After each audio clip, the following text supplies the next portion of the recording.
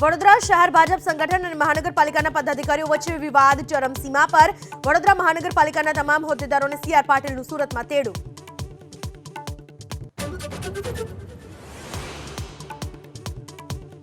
બનાસકાંઠાની ધાનેરા નગરપાલિકાનું કપાયું નાક। 3,80,00,000નું વીજ બિલ બાકી હોવાને લઈ વીજ કનેક્શન કટ, અરજદારો પરેશાન।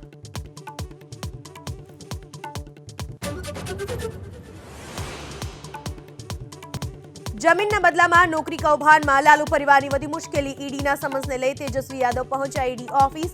આરજેડી કાર્યકર્તાઓનો ઓફિસ બહાર જમાવડો।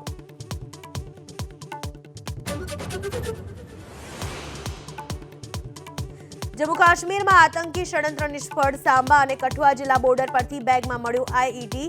પુલને ક્ષતિ પહોંચાડવા આઈઈડી મૂકવામાં આવ્યો હોવાની આશંકા।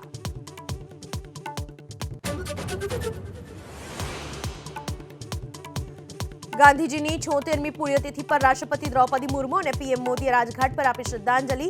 શહીદ દિનને લઈ ગાંધીનગર સચિવાલયમાં કર્મચારીઓએ પાડ્યું મૌન।